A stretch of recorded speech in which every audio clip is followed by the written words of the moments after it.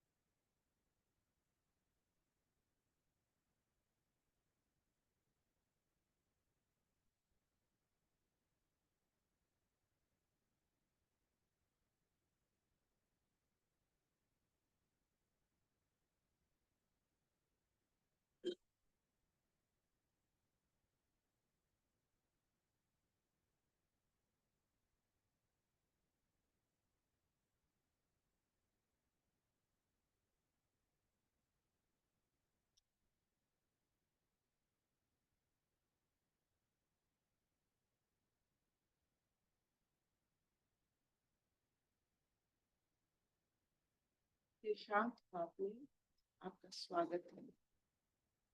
वैशाली जी आगे बढ़े। हाँ अर्पिता, हरिओम। हरिओम आंटी। हरिओम सब योगियों को। हम लोग गीता का 11वां अध्याय पढ़ रहे हैं, विश्व रूप दर्शन योग। उसमें हम आज श्लोक नंबर 15 पढ़ेंगे। उसमें विश्व रूप दर्शन देखने के बाद अर्जुन आगे बोल रहे हैं।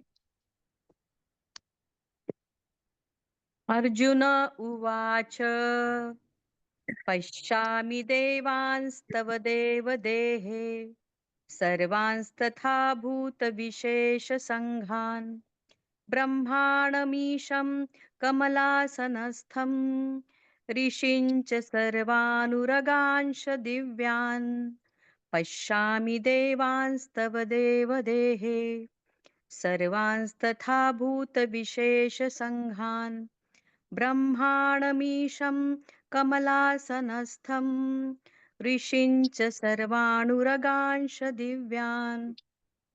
अर्जुन बोले, हे देव, मैं आपके शरीर में संपूर्ण देवों को तथा अनेक भूतों के समुदाय को, कमल के आसन पर विराजित ब्रह्मा को, महादेव को और संपूर्ण ऋषियों को तथा दिव्य सर्पों को देखता हूँ। हरिओम।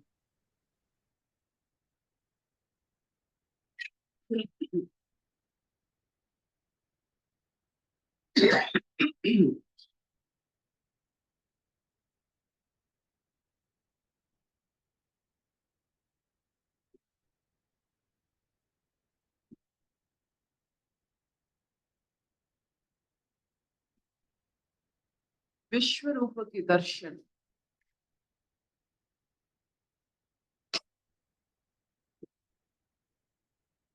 और उस दर्शन में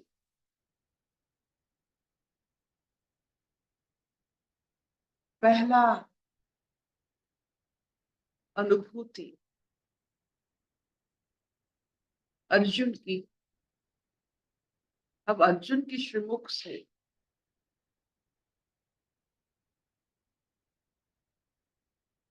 हमें सुनने को मिलता है कि वो देख रहे हैं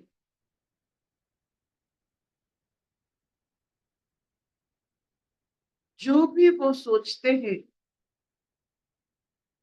वो सब है। उनका सोच विश्व रूप में प्रतिरूपित होता है।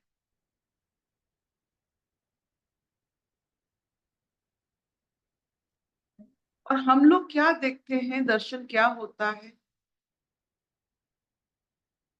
जो आपको मालूम है वही दर्शन होता है।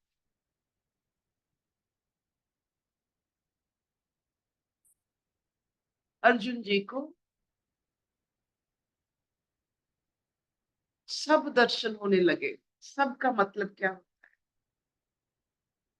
उनकी जितनी चेतना की अवस्था और चेतना के अनुसार उस चेतना की स्थिति पर जितनी उनको सामग्री चाहिए, हमारी चेतना की स्थिति के अनुसार हमारी सामग्री होती है। यदि हम मूल धारा की चेतना में रहते हैं, सामग्री अलग होता है।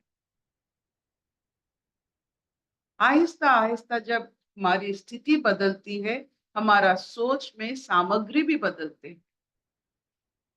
क्या क्या अनुभव या क्या क्या चीजों से हमारी सोच बनती है, वो सब अलग होती है स्थिति के अनुसार।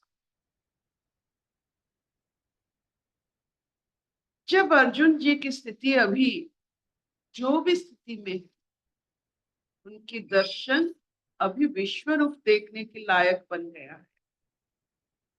और विश्व रूप दर्शन में तो संसार के सब कुछ होता है। उनको पहला दर्शन क्या मिलता है? उनको पहला दर्शन मिलता है ब्रह्मा जी, जो विष्णु जी की नाभि से प्रकट एक कमल की फूलों में चार मुख वाले,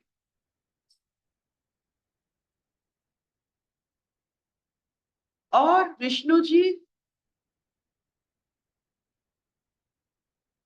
शयन में शेषनाग की शयन में वासुकी की दर्शन, दो नाग हमारे सब पवित्र ग्रंथों में वर्णना किया गया है। एक शेषनाग, एक वासु, जो ऋषि कश्यप की धरोहर है, उनकी वंशज है। शेषनाग सहस्र उनका फन होने का वर्णन है, जिसमें स्वयं विष्णु जब प्रलय होता है उसी पर वो अपना शक्ति धारण करते। प्रलय के समय पर जब सब ट्रांसफॉर्म होता है, तब विष्णु जी शेषनाग की शयन करते प्रलय के समय पर। वासुकी सर्पों का राजा, जो शिवजी की गले पर, जो समंदर मंथन में जो काम में आए थे, शेषनाग के भाई है, वो है वासुकी। दो सर्पों के बारे में हमारे ग्रंथों में वर्णना किया गया। सर्पों का आधार वही ऋषिकुल है। इसका मतलब है सब चीज सब जीव जंतु जो भी आप देख रहे हो, जिसके लिए आप भयभीत होते हो, सब ऋषि परंपरा से जन्म लेते। ऋषि परंपरा मतलब जिस परंपरा की जन्म से ये संसार का भारसाम्य एक होता है, मतलब इट इज बैलेंस्ड। ऋषि परंपरा मतलब एनीथिंग फ्रॉम ऋषि परंपरा बैलेंसेस द यूनिवर्स। मुझे सबसे, जब हम विश्व रूप दर्शन करते हैं तो पहले दर्शन जो संजय जी देखते हैं वो बताते हैं, लेकिन अब अर्जुन बता रहे हैं उनको क्या देख रहा है। सब देव देवी अर्जुन जितने देव देवी जानते हैं उन्हीं को तो पहचानते हैं, उनको वो देख सकते हैं। आपको अगर विश्व रूप में दर्शन मिलेगा तो आपके अंदर में कौन सा देव देवी है जो आप दर्शन कर सकते हो? कौन से ऋषि हैं जिनको आप दर्शन कर सकते हो, पहचान सकते हो? कौन सा मूल तत्व को आप जान सकते हो? कैसे ब्रह्मांड को शेषनाग ने अपने हजार सहस्त्र फन पर रखा है? वो शेषनाग की वर्णना क्यों है उनके मन में? सचमुच क्या नाग देवता शेषनाग के रूप में वासुकी के रूप में दिखाई देते हैं? विश्व रूप दर्शन में वो सोच है। ब्रह्मांड को रखने वाला जो हमारे मन में जो सोच है वो शेषनाग की तरह, जिसका आदि अंत नहीं है, और जिसके गोदी पर स्वयं नारायण लेटे रहते हैं जब प्रलय आता। तो ये जो मूल धारणा है कि ये पूरा ब्रह्मांड शेषनाग की फन पर टिका हुआ है और उसकी गोदी में स्वयं नारायण रहते हैं, उनकी नाभि से ब्रह्मा जी अपने चारों मुख से, चार वेद से ये सारा ब्रह्मांड रचते हैं। एक अंश वही से होता है, ईश्वर तत्व मिली जुली होती है। वह भी विश्व रूप दर्शन कर रहे हैं। उन्हें रूप दिखता है। रूप का मतलब है आपकी सोच का प्रतिफलन। अभी तक उनको शिवजी दर्शन नहीं आए, सोच में नहीं है। जो हम सोचते हैं वही रूप धारण करता है, इसीलिए विश्व रूप दर्शनम। तो मजा लीजिए, अनुभव कीजिए कि सारा ब्रह्मांड एक विश्व रूप दर्शन ही तो है। हम जब आंखें खोलते हैं और उसमें चेतना से हम संसार को देखते हैं, वो विश्व रूप का हिस्सा ही तो है। और सोच के मान्यता से हमें दर्शन मिलता है। आपका सोच जैसा, आपका वाइब्रेशन जैसा, आपका विजन वैसा।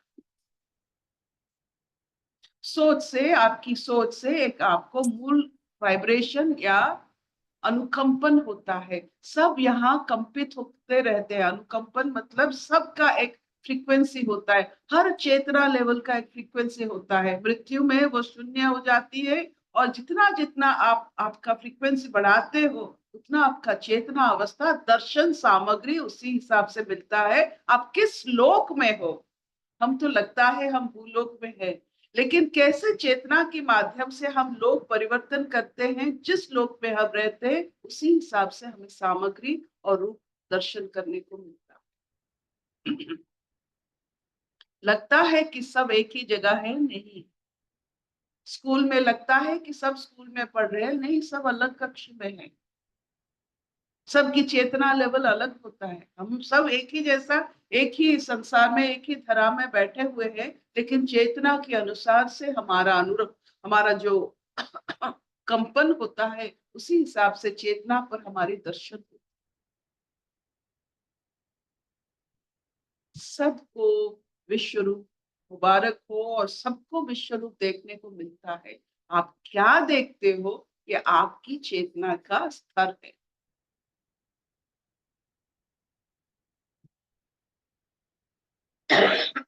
आपको अगर बीती हुई बातें बार बार दसते हैं, वो आपका चेतना का स्तर है।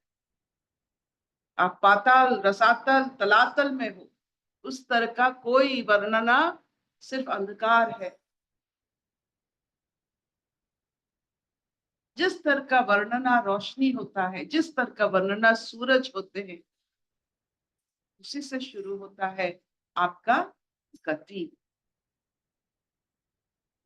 इसीलिए दक्षिणायन उत्तरायण। चेतना का स्तर आप जितना बढ़ाएंगे, सामग्री आप देखोगे अलग बन जाएगा। आप जो सामग्री व्यवहार करते हो वो बदलता रहता है, उस हिसाब से आपका स्तर आप निर्धारित कर सकते हो।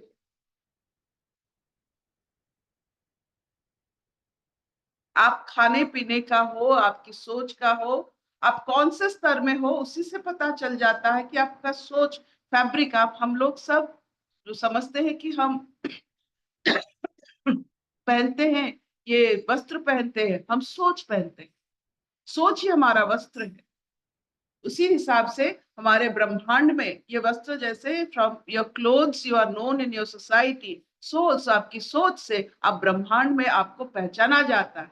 ये कौन सा लोक का इंसान है, कौन सा लोक का ये सोच है? ब्रह्मलोक का है, मर्त्य लोक का है, नारायण लोक का है, वैकुंठ का है? ये कौन से स्तर की सोच लेकर चल रहा है? आपका सोच आपका पहचान है, आपका वस्त्र है। आपकी मर्जी, पाताल में रहिए, उससे नीचे रहिए, अंधकार में रहिए, आपकी मर्जी। लेकिन सबको विश्व रूप दर्शन मिलता है, बस वो नहीं जान पाते।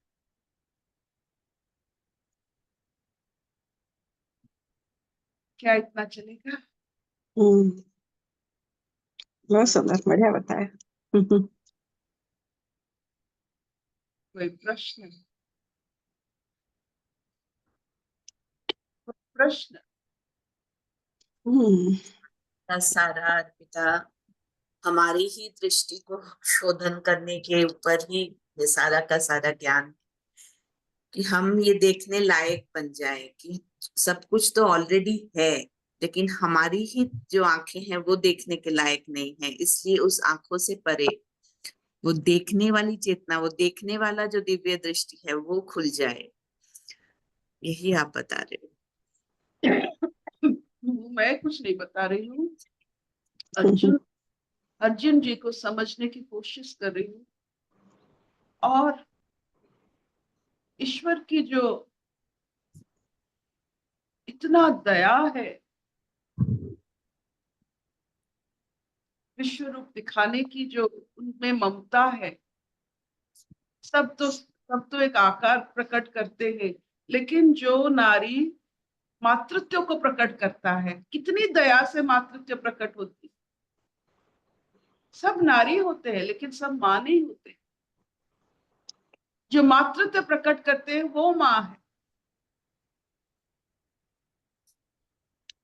जो अपने सखा के कारण प्रकट होते हैं, विश्व रूप धारण करते हैं, कितने दयालु होंगे। उस दया, उस अनुकंपा, उसको हम महसूस करना चाहते हैं कि ईश्वर तत्व कितनी दयालु होता है। उनकी दया भाव तो देखिए। हमारी जितने सारे अच्छाई हम जब निछावर कर देते हैं, आप देखो, तब आप मां बनते हो। निछावर करने की शक्ति मातृत्व है। तो जब ईश्वर अपना विश्व रूप दिखाते हैं, उनका कितनी अनुकंपा हो रही होगी सबके ऊपर, कि पूरे के पूरे वो निछावर हो जाते हैं। सब जो है उनके पास वो दिखा देते हैं, सब लुटा देते हैं हमारे ऊपर। यही सबसे मुझे सबसे बड़ी कशिश है हमारे लिए, कि वो कितना चाहते हैं हमारे जीवन में रहने के लिए, और हम कितना उनको द्वार पर खड़े रखते हैं, अपने दीवार पर, अपने जीवन में, अपने। आप देखिए थोड़ा, ईश्वर को हम कहाँ छोड़ देते हैं। कभी कभी किवाड़ के अंदर, कबर्ड, इनसाइड द कबर्ड।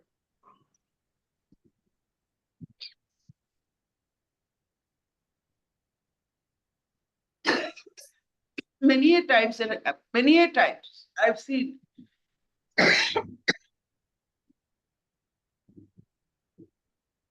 समझ नहीं पा रहे हैं।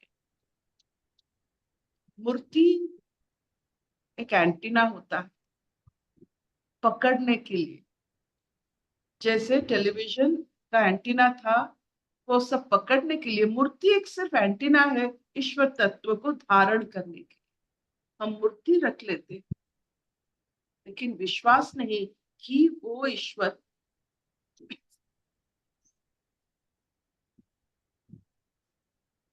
नहीं कर पाते।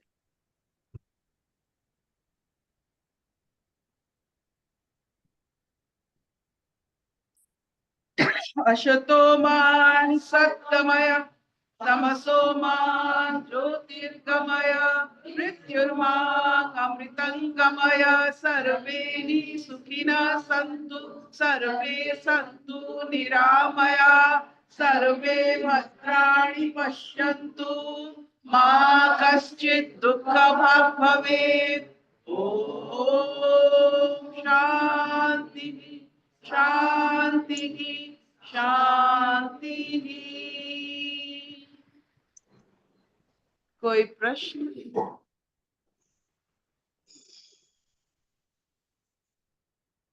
नवरात्रि के द्वितीय दिन पर आपको बहुत बहुत बधाई हो। This is a time for head transplant and detoxification.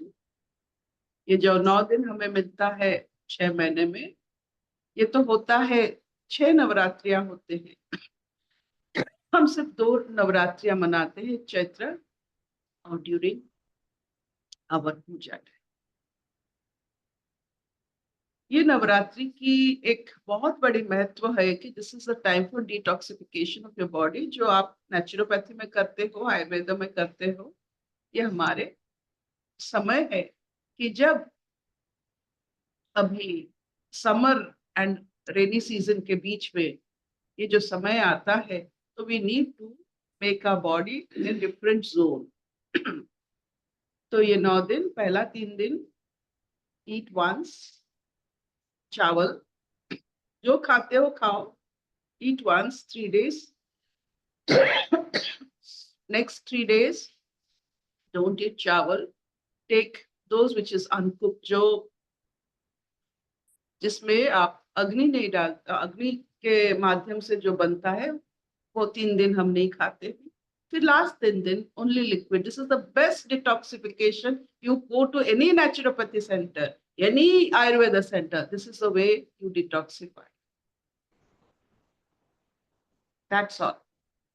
Navratri is totally detoxification. और आपका जैसे आपका जितना पॉइजन लेवल, हमारे जितना विष के लेवल जो होते हैं, विष बनते हैं जहां दवाई बनते हैं वहां विष बनते हैं। एक ऐसा कभी नहीं हो सकता है सिर्फ दवाई बन रहा है, सिर्फ अमृत बन रहा है। जितना अमृत उतना विष, जितना देवता उतना राक्षस।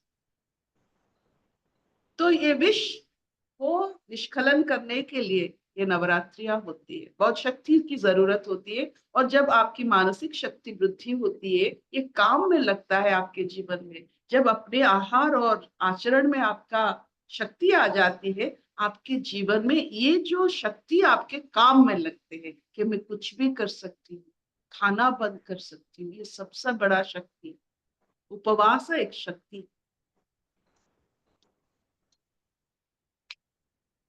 शब्दानी चलबे? हाँ चलबे। बढ़िया, बहुत भालो चलबे। रेखा जी, आप कुछ बताना चाहती हैं, बताइए। हाँ, हरिओम अर्पिता दी, हरिओम। अभी जो आपने बोला ना दी कि किस विचार हमारे वस्त्र हैं, कि हम कौन सा विचार अपने ऊपर रखते हैं। तो हम लोग जब हर सुबह अपना अलमारी खोलते हैं और चॉइस करते हैं कि मुझे कौन सा वस्त्र पहनना है, वैसे ही हमारा चॉइस क्या होना चाहिए कि कौन से विचार हमको अपने आप हमेशा ऐसा सोचना चाहिए या दृश्य में रखना चाहिए कि वो विचार हमारे ऊपर उतरे।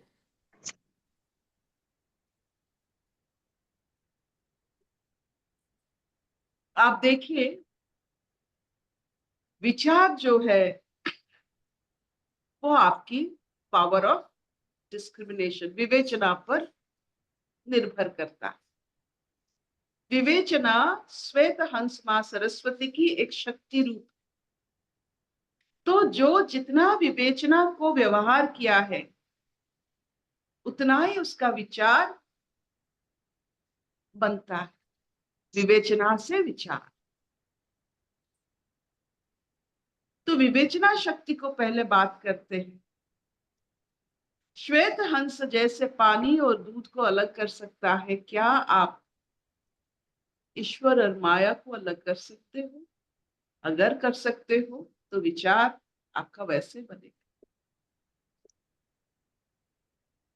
ये दूध और पानी को जो एक ही जैसा दिखते हैं, दूध और पानी एक ही जैसा है, जल तत्व है, एक ही जैसा दिखता है, आपको उसको अलग करना है। आपकी माध्यम क्या होता है? जैसे हंस की माध्यम होता है, वो पानी में वो दूध को अपने मुंह में जल ऐसे ऐसे करके छेना बना देती है। वो पानी नहीं पीती है, वो दूध को मल के अपने फोटो अपनी जो जो बीक्स होते हैं उसको ऐसे ऐसे करके पीट पीट कर उस छेना बन जाता है, वही छेना वो खाता है। क्या आप हर एक सोच को छेना बना सकते हैं?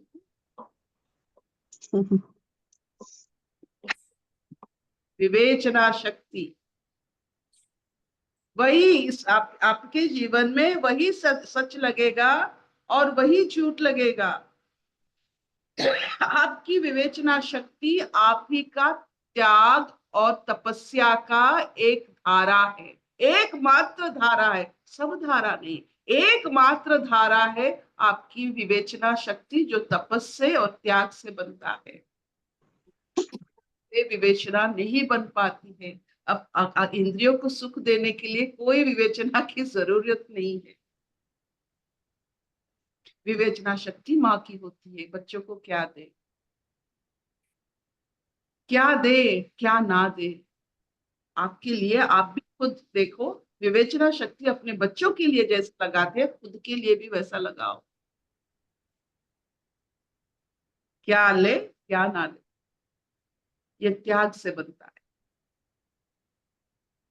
जितना उपवास, जितना त्याग, उतना विवेचना, उतना शरीर सुंदर होता है।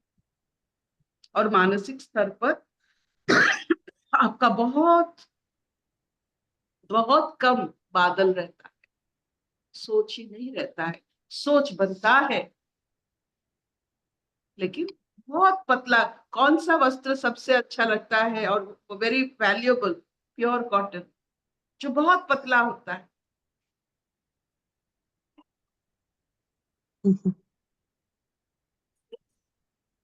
थैंक यू मामा, थैंक यू। जी दीदी।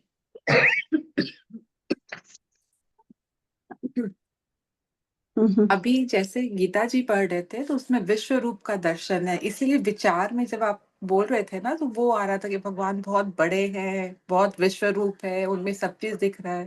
पर फिर भाव तुरंत चेंज हुआ और उसमें आया कि भगवान सखा है, मेरे साथ चल रहे हैं। तो मैं वही सोच रही थी कौन से विचार पे अपने को सोचना चाहिए। पर जैसा विचार जो भाव आया वो उसी समय आया था, तभी ये प्रश्न आया था कि कौन से विचार पे ज्यादा सोचना चाहिए। यह थैंक यू। आपकी जीवन भर का ये त्याग और तपस्या से विचार आते हैं। जी थैंक यू दी, थैंक यू।